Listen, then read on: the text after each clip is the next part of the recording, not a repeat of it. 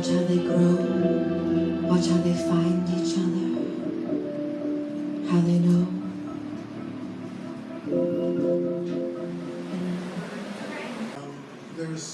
It's an amazing education working and fighting in the epidemic. And one of the things that I always say is, until this epidemic is over, we are all living with AIDS, no matter what our status is. We are all living with AIDS.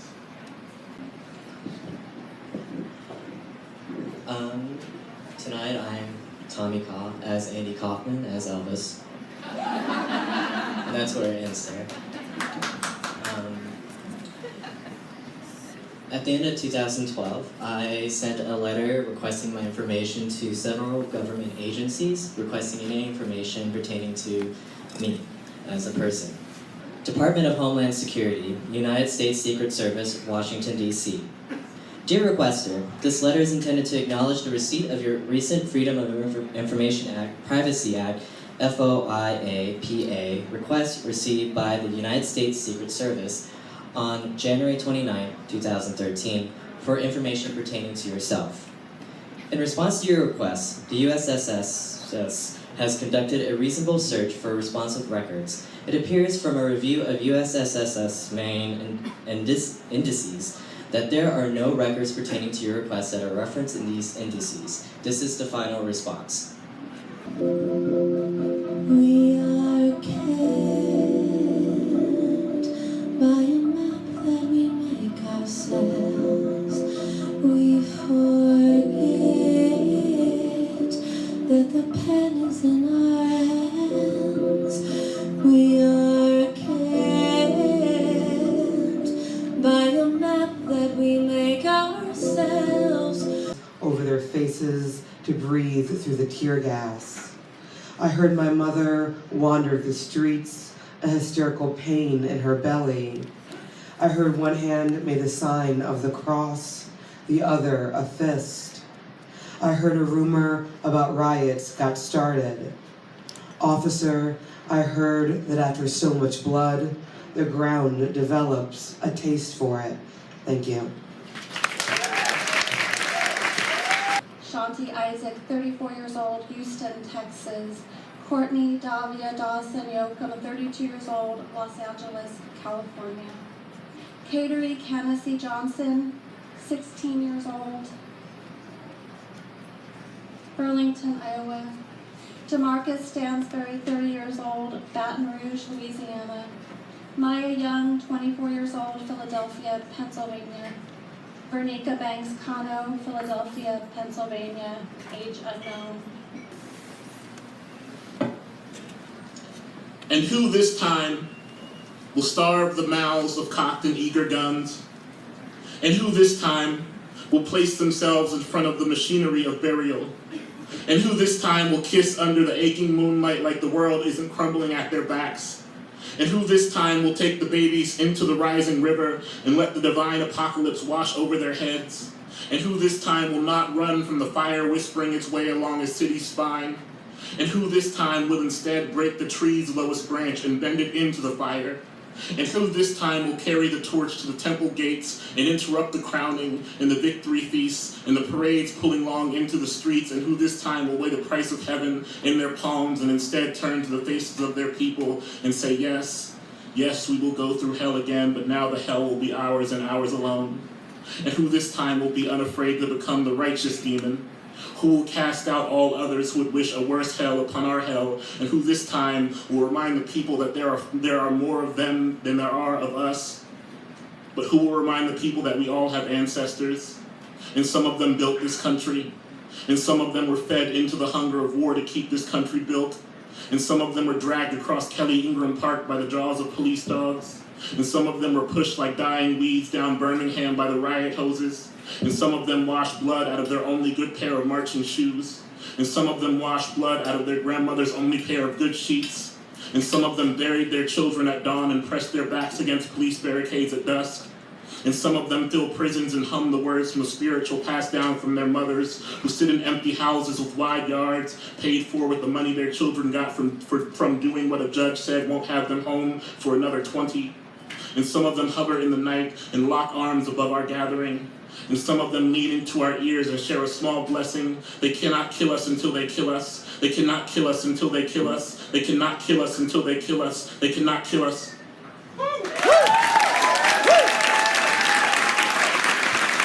Internalized hatred creates inside each of us a tiny little white man. Picture Michael Scott, if that helps. Who fears his impending irrelevance and will sell out the less advantaged to fight it. 53% of white female voters voted for Trump, voted to be one of the white guys, and to affiliate with power. So I have been trying to catch microcosms of Trumpism in myself and in the ostensibly progressive spaces I occupy. In a post-truth world that favors spectacle over accuracy, many have started to re-examine how we consume media, and I'm interested in how we present ourselves on it. Because so many of us live parts of our lives as our images on the internet, I am rethinking the value of looking good. Not cool, not physically attractive, but like a good person. Before social media exists to educate and connect people, it's a tool for self-promotion. And as much as I would like to believe I am merely sharing cool shit that other people might like, I am also constantly managing the facade of my quantified self, and I want you to like her. But it will be more effective to reach across media bubbles or talk at the family holiday dinners if we good people admit to ourselves that we have our Michael Scotts too. Embrace the fear of fucking up or being wrong or looking like a bad person. Know that your mistakes are good for progress if you have the humility to let others learn from them. I know we all feel small and helpless right now, but an antidote to everything our president-elect represents, a call for complexity, nuance, and surrendering the desire to be perfect. John Steinbeck wrote in East of Eden, "Now that you don't have to be perfect, you can be good." And so that is why I'm really happy to be here, because I've actually been like, I took myself out on Ativan for a couple of, a week. Like Ativan and dope. Because I was ready for America to take sexual assault survivors seriously, to listen and believe women. I was ready for a woman to be in charge so I wouldn't feel like it was all in my head. We need more women in office.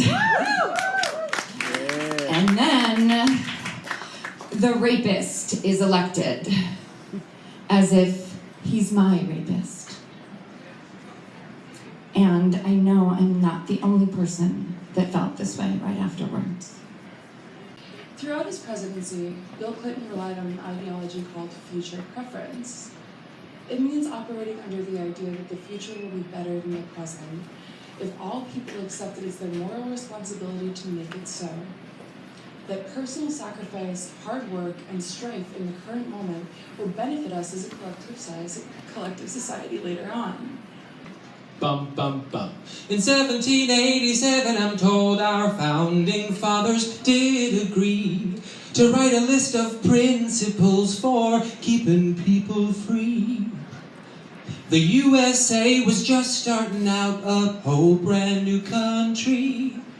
And so our people spelled it out. A land for us to be free. And they wrote those principles down on paper and called it the Constitution. And it's been helping us run our country ever since then. The first part of the Constitution is called the Preamble. And it says what those founding fathers set out to do. We the people, in order to form a more perfect union, establish justice, ensure domestic tranquility, provide of the solid state, when we'll all be together again, just like I can't remember when we'll have paradise paradise on earth at last. It's the coming of the solid state. Instantaneous control's what it takes. No more dropouts to spoil the view. Our society will be so cute. It's the coming of the solid state. When morality follows interest rates, making money's a right God given. Here's to Calvin, is it Coolidge or ism? I will make America great again. I will make America hate again. I will make America white again. I have already made politics and performance art one and the same. Good luck. I am who I am. This is a confession. I only get off to hetero porn. Verse 2. So when I first figured this out, I thought, yes, maybe I'm straight, but that was so not the case. I was actually watching the porn for the guys, and I was watching their faces. They had an orgasm because it felt so real. And in gay porn, they actually use straight actors, and there's a flubber behind the camera, and I wasn't buying into it. Anyway, here's the chorus again. Now, non-illusory theater, I am who I am. This is a confession. I only get off to hetero porn. Repeat the refrain, I only get off to hetero porn. Repeat the refrain, I only get off to hetero porn. Repeat the refrain in a clever way. Guy and a girl doing it does it for me. Instrumental break. Yeah. Bridge. So when I figured this out, I was disgusted because I was watching porn, which is disgusting, and you're not supposed to watch, and I was watching the wrong kind. But then when I talked to my adult friends, I realized that not only does everybody masturbate, but everybody has fetishes! And that's a beautiful thing, and I wish pop songs like this one would talk about it on Top 40 radio, so that maybe 14 or 15-year-old kids wouldn't feel so ashamed every time they would run home from school and log on to America Online. Thank you. They talk about how they believe somehow that Trump will be more transparent, even though he failed to produce his tax returns. The first president to do so in modern times. They're white, they have the privilege of making their decisions based on what they want to believe. This is the disease of our age, I think. I've been thinking about whiteness as a kind of cataract, like that forms on your eye, that like chooses what it wants to see and what it doesn't want to see, and what it wants to acknowledge and what it doesn't want to acknowledge. But I've also been thinking about a cataract in terms of like how I've been feeling about the election, which is that it's like for a while I feel fine and I don't see it, and then it comes and it's visible. This poem is called Prisoner Cinema, which is a kind of light show that develops in the optic nerve of people who've been held in solitary confinement or have been alone in darkness for a long time. It's a kind of visual optical phenomena. Prisoner Cinema. The cataract has edges that curl up, exposing slightly an island of shuddering men with weapons at the throats of the men next to them, and more weapons pointed at the earth and its keepers. The cataract has holes. I see them sometimes floating there for a second, fleeting discs of oil on a surface, glimpses into churning garbage, waters brown with blood, warming with negligence. When I was a girl, I'd press on my eyelids with the heels of my hands and beautiful balls of light. No, more like ghosts, beautiful ghosts of light, red, green, purple, would shift past each other, orbit, radiate like pedestrians on a Saturday, holding shopping bags of neon fluid in any small town or city, or in any park. And if I pressed long and hard enough, a terrifying maze would appear faintly beneath them in the gaps between these moving shapes. I loved getting to that maze, though it never fully revealed itself to me through the impossible atmosphere my optic nerve created.